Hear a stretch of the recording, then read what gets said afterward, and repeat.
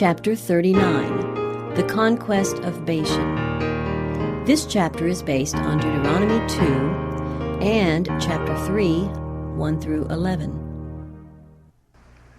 After passing to the south of Edom, the Israelites turned northward, and again set their faces toward the promised land.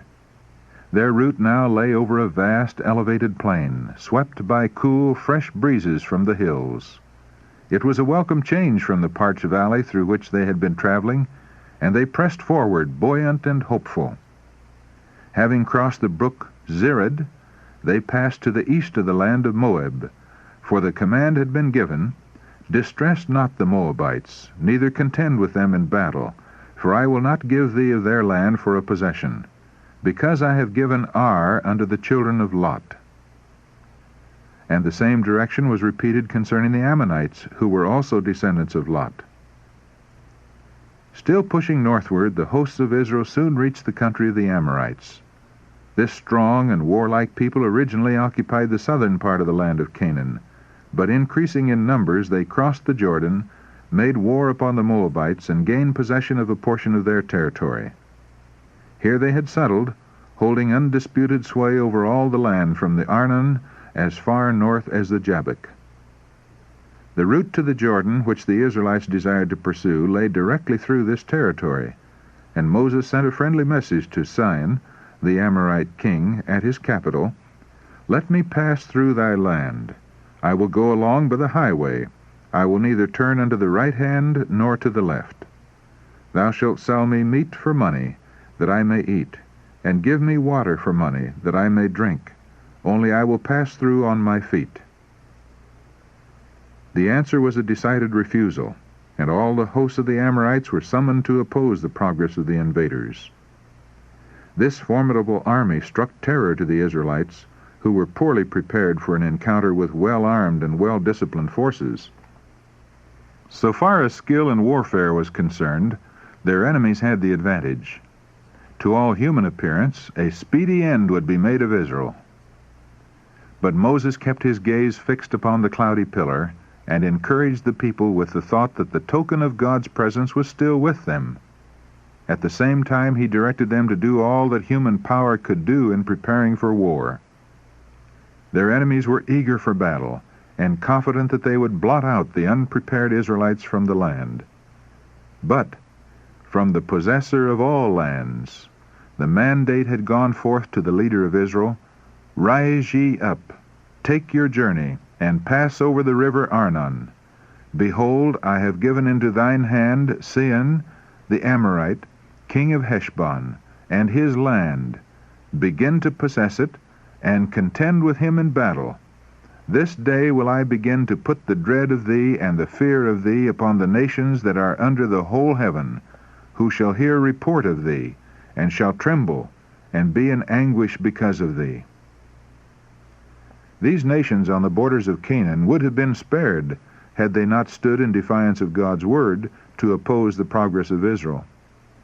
The Lord had shown himself to be long-suffering, of great kindness and tender pity, even to these heathen peoples.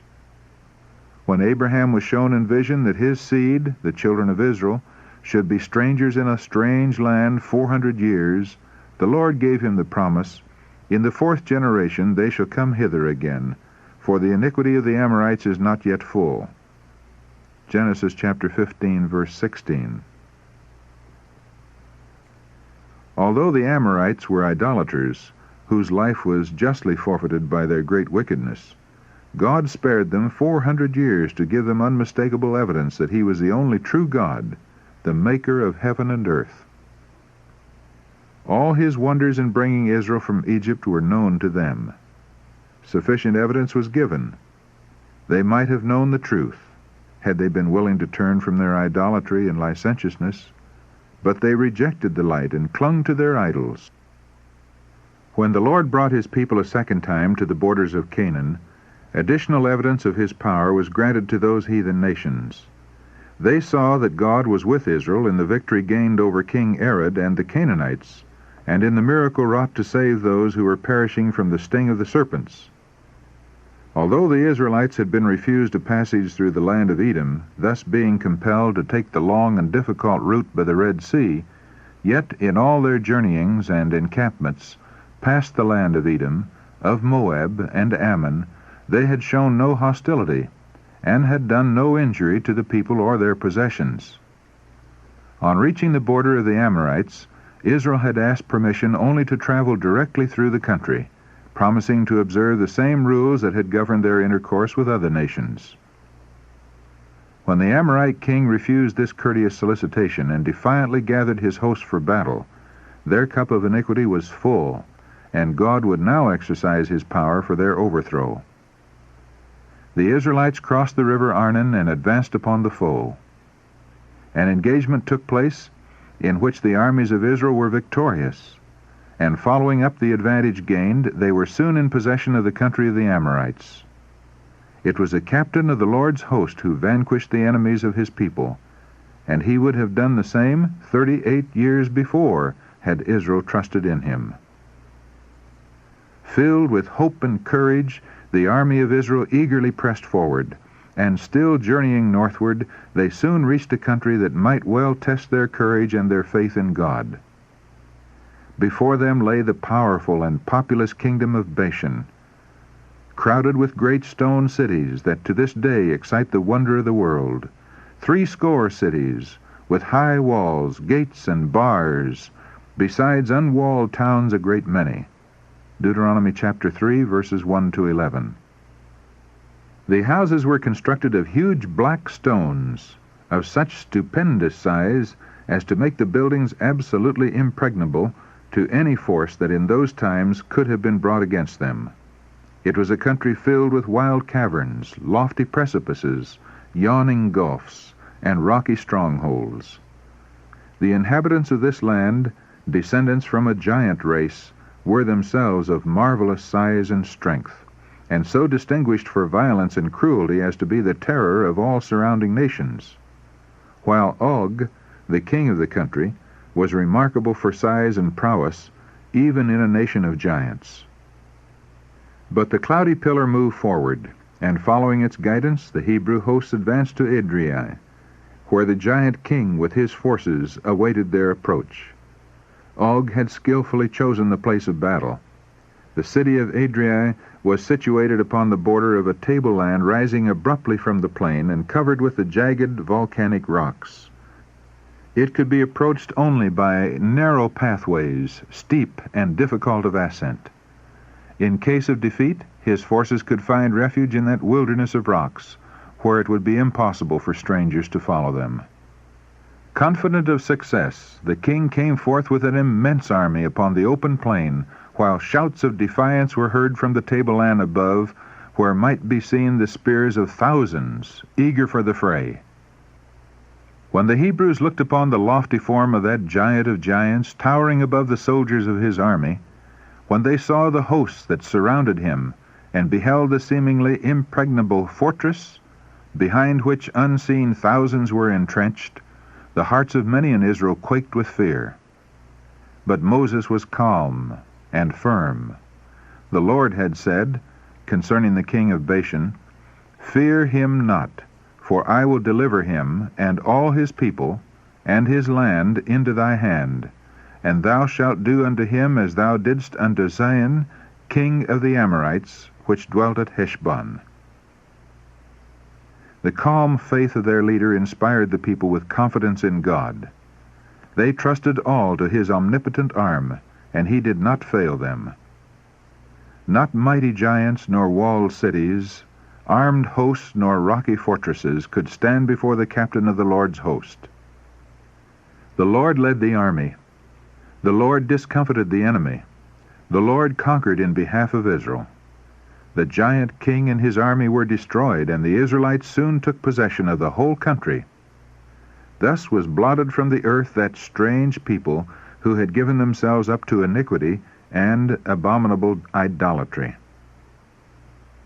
In the conquest of Gilead and Bashan, there were many who recalled the events which nearly 40 years before had, in Kadesh, doomed Israel to the long desert wanderings.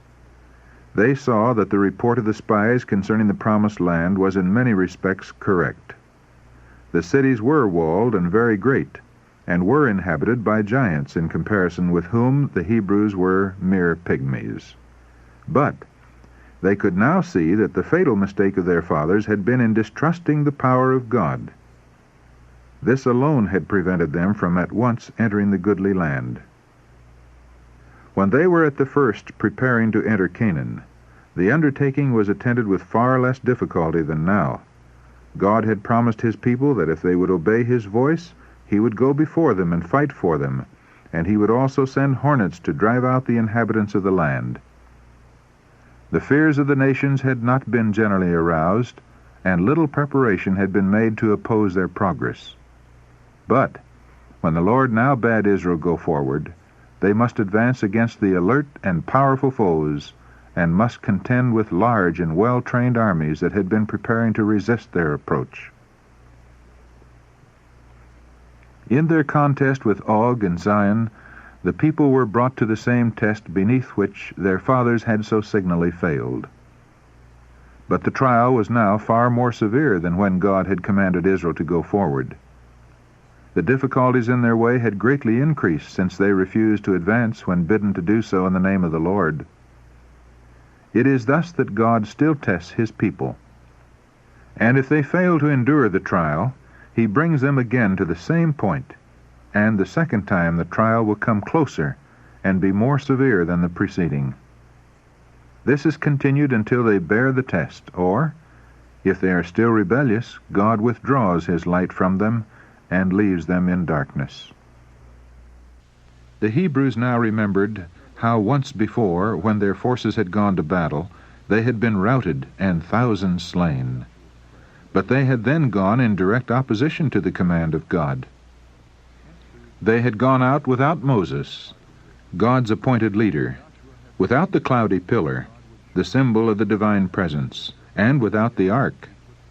But now Moses was with them, strengthening their hearts with words of hope and faith. The Son of God, enshrined in the cloudy pillar, led the way, and the sacred ark accompanied the host.